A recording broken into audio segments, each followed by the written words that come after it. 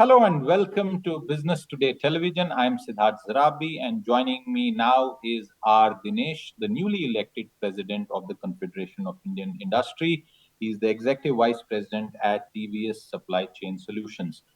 Welcome and many congratulations for taking over this important responsibility, Dinesh. Thank you. Thank you, Siddharth. Well, since you now head the CII, which represents a vast percentage of India's industrial output, all the major firms listed as well as those that are unlisted, your companies and the association have a very deep insight into what is really happening in the Indian economy. I want to start by asking you to share with our viewers your own assessment of where the economy stands today, especially from the most recent numbers, where a small set of opinions suggests that there are weak spots on the horizon. Thank you. So, if you look at it, I think our belief is that we have kind of come out of the various global shocks as well as the pandemic quite well. Maybe we are the fastest growing economy right now, but most importantly, I think the perfect platform has been built from the transformative reforms which have happened in the country, and not only is today the focus from on India from the rest of the world, but also we have a rare opportunity where this virtuous cycle of the infrastructure spend increasing the domestic demand, therefore more and more investment taking place, and last but not the least, that investment leading to exports is where we are right now. To answer your question in terms of how we look at it as are there headwinds? Yes, there are definitely. The global market itself is a challenge. The very fact that the rest of the world is not doing well could be challenges for us. And equally importantly, from a domestic side, we have the monsoon coming and there have been various issues of the El Nino, etc. But as we speak today, we believe that the tailwinds, which the ones I mentioned, are far stronger than the headwinds which we have. Therefore, I would call it that from CIS perspective, we are forecasting a 6.5 to 6.7% rate of growth for the year 23-24, which we think is achievable in the current context. Uh, in terms of some specific sectors that continue to demonstrate weakness for a variety of factors, including, for example, the automobile sector, consumer goods, and consumer goods plus ancillary consumption in the rural economy. The point I want you to expand on is, do you see the need for some sort of interventions to support that part of the economy? Because, like you said, as far as long term infrastructure driven capital investment is concerned, there can be no arguing against the massive program of the government of India. But do you need specific interventions for some of these sectors? Actually, if you look at the data, yes, I mean, the rural market did have challenges till maybe I would call it February. But if you look at from March, April, and May, we have seen significant rural demand come back. And even if you look at the May numbers for automobiles, I think you see actually a significant uptake taking place. So I don't think there is a need for any intervention at this stage, especially from the government. And I think it's more that the lag effect of whatever was the spend which has taken place is now actually kicking in. So I would look at it as I won't call it as that it's a comfortable situation, but definitely far better than what we thought it would be. In the present situation, what are your thoughts about the goods and services tax levies? At the corporate level, GST has been a path breaking reform. There is no arguing against that. But there are also certain sectors and perhaps demand that is being impacted by higher taxation levies versus what was earlier the case. Is GST rationalization something that the government should also consider in the time ahead? So let me actually look at it in two different ways, and you also already said it. I mean, GST has been a transformative reform. I think the way in which it has been implemented is also helped a lot, whether it be the digitization and the lack of paperwork, which I think is a big positive. Are there specific areas where we can make improvements on? I think they have been to a great extent mentioned ad nauseum, so I won't repeat that. But having said that, I would not look at that as a requisite for us to be able to meet the growth which we are forecasting right now. So actually, if I look at my priority list, we put maybe GST as not top of the priority, or tinkering with GST as top of the priority. Uh, would tinkering with the direct taxes rate, especially as far as the middle class is considered, be something that you feel should be considered, given that corporate India got a massive tax break a few years ago? But as far as middle class, which has been hit by inflation and other uh, cost pressures, do you think that would also boost consumption in the medium to long term? See, if you look, say, 3 months before this, I think all of us were almost unanimous in saying that we had a dream budget. So I don't think we will be really looking at revisiting any of it which has happened in the budget. I think it's more a question of implementing and making sure we have the visibility of what's happening going forward, which I think I would be looking at as of now. But having said that, on inflation, which is a very important point you make, there are two elements to this. We have an annual survey of our CEOs, and if you look at the feedback which we got, the view is that inflation will be between 4.5 to 5.5%, as against the higher rates which were applicable earlier. Secondly, even if you look at from the global markets, I think where in the developed markets, which is unprecedented, where they had about double-digit rates of inflation, today that also seems to be coming down. So right now, I would say it is the focus on making sure the budget commitments and the actions on the budget are continued, rather than we need to tinker or change anything else from what has been committed in the budget, which is just 3 months before. Uh, some months ago, PwC did a global CEO survey, and that painted a picture of two contrasts: global CEOs and their mood and pessimism, and of course, the Indian CEO mood. In the broader context, how would you describe the mood of Indian CEOs, particularly those that you represent now, in terms of their outlook versus global counterparts?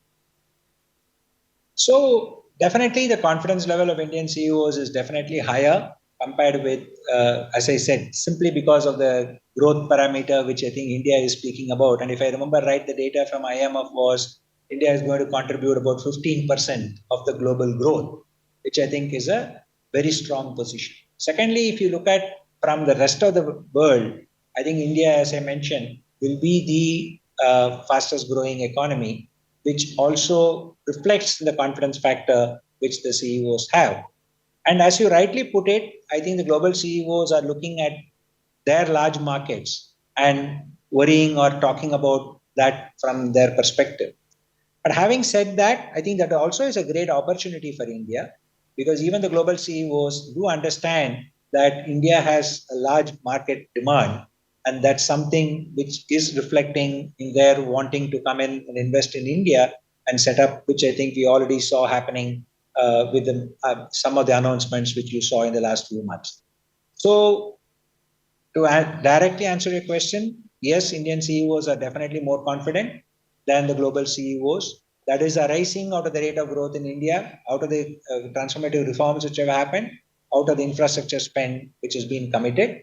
And equally importantly, this presents an opportunity for India from the global company's perspective to look at investing in India and look at for the domestic demand, and therefore that creates a better opportunity for us. So I think it's a double benefit which we see today, not just from a confidence level perspective, but even from a ground level actions.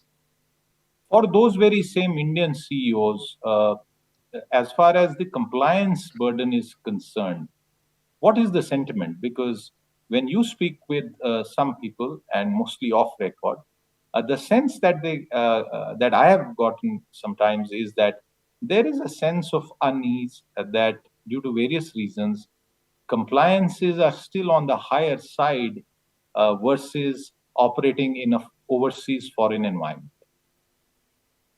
See, there are two elements to this. One, and I think from CIS perspective, I call it as the ease of doing business, the cost of doing business, right?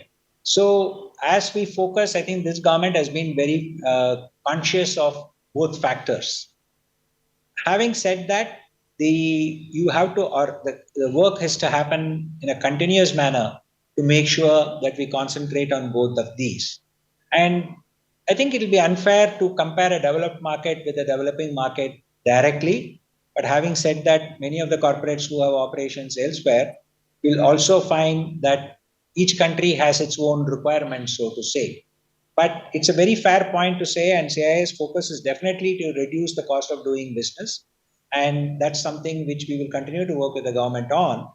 And if you look at, there are two factors to this. One is cost like, and I think I'll come to compliance in a minute, but if you look at costs like, say, supply chain or logistics, which I think this government has been very conscious about and wanting to reduce. From a compliance aspect of it, I don't see that. I mean, yes, there is a cost to it, but I think going beyond compliance and actually building trust with our stakeholders is one of the core themes which I'm looking at from a CII perspective. So, Dinesh, 20 years ago, when a certain kind of industrial growth set in, and I'm talking about the years around 2002, 3, 4, we saw high inflation and high growth. And we then saw 2008. There have been various milestones as far as India's growth story is concerned over the last 20 years. From an industry point of view, what about cost pressures? While we talk about headline inflation number at the wholesale and the consumer level, there's a entirely different game that plays out inside boardrooms with regard to cost pressures, which came out in public focus, especially after Ukraine. How would you describe the cost pressures that Indian CEOs are facing currently? In a way, I think the cost pressures are related to what happens globally, right? Because I think India is integrated into the global economy, and I think more and more so, and that's how it has to be. If something happens from a global market cost perspective, that does affect us. It could be the rate of interest, or it could be changes in the way in which you have to deal with the global markets. The second aspect of it is obviously we are importing the large component of oil, right? So between these two, I think there is a fine balance.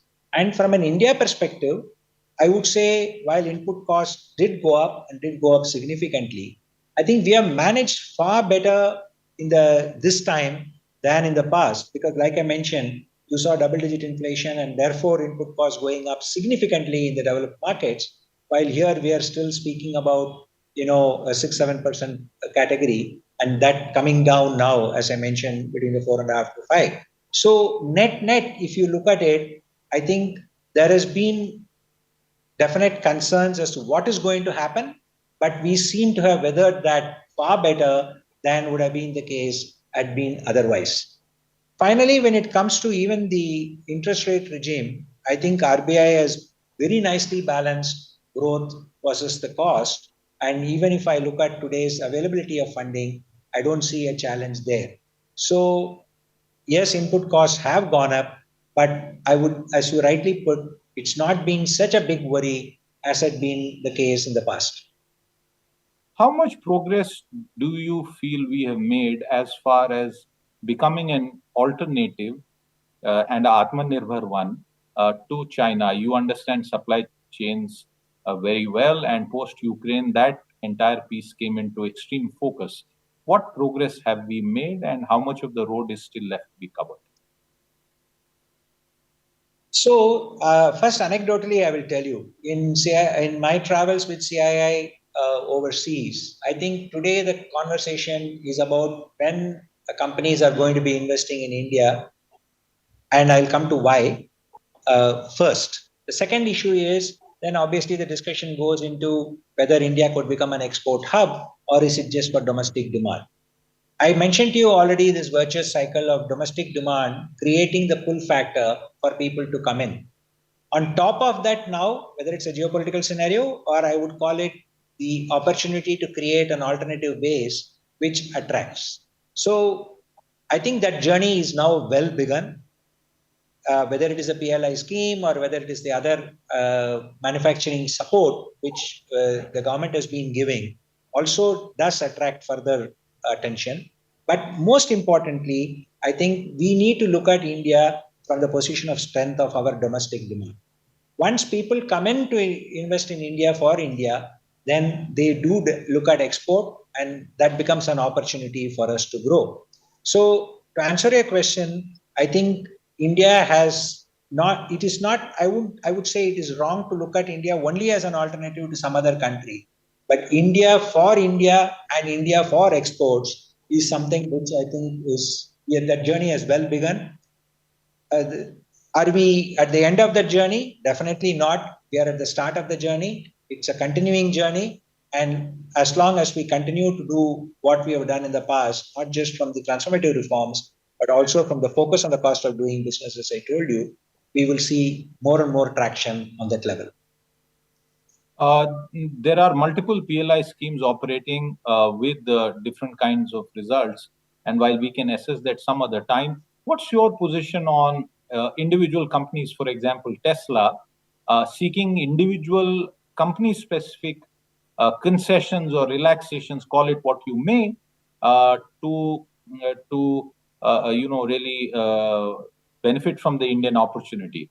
What do you have to say as CII on such demands? See, CIA represents industry.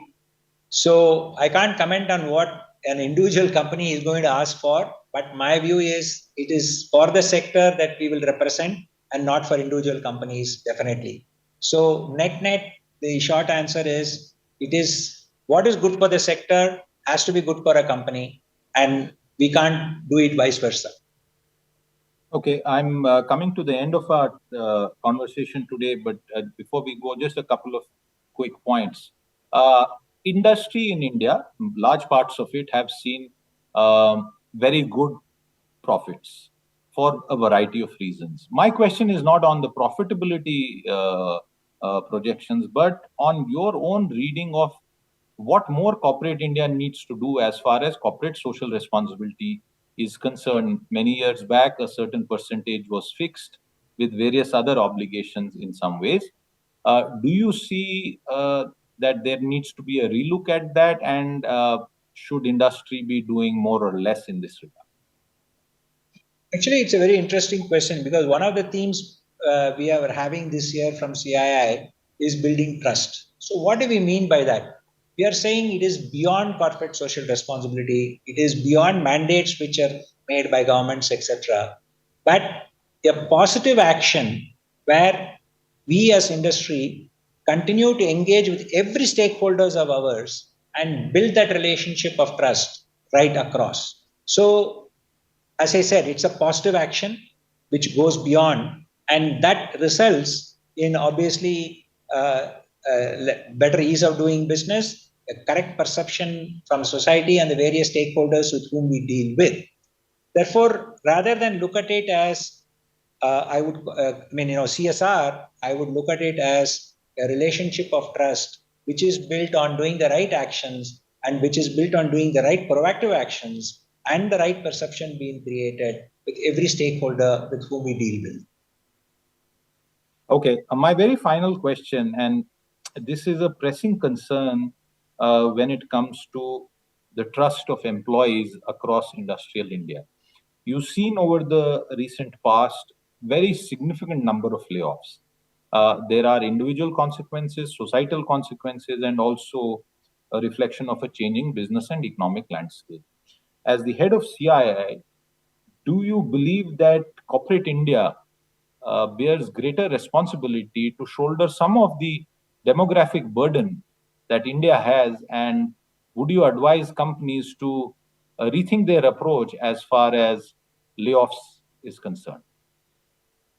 See, I think it will not be fair on my part of as a CIA president to be saying what an individual company should or should not do. But from CIA's perspective, I think what we are speaking about is building up a necessary support to for people to have the skills, and it could be people who are moving from one sector to another sector, or it could be people, I don't want to call them as laid off, but people who are moving from one company to another company in order to support their skill upgradation so that they become easily employable, whether it be in the same sector or it be in different sectors. That's something we will work on, or we have already been working on. We have a number of multi-skill development institutes which we have set up, and we will continue to focus on that. So rather than try to preach or try to say something which others should do, I think from CIA's perspective, we will continue to work with the people who need employment, who seek employment, to make them possible to be recruited and give them better opportunities for their growth. Because, like you rightly pointed out, you can't have India growing without everybody growing and participating and benefiting from it. Absolutely, and that would perhaps lead us to that age-old question of the responsibility of corporations when it comes to the greater public good. I know that you and all your other members have only good in their mind when it comes to the Indian economy. I wish you all the very best, Dinesh, for your tenure, and hope to catch up with you again very soon. Thank you very much for your time with us today. Thank you, Siddharth. Likewise from my side. Enjoy the conversation. With that, it's a wrap on this conversation. If you've been, thank you very much for watching. If you like the video, do like, comment, share and subscribe.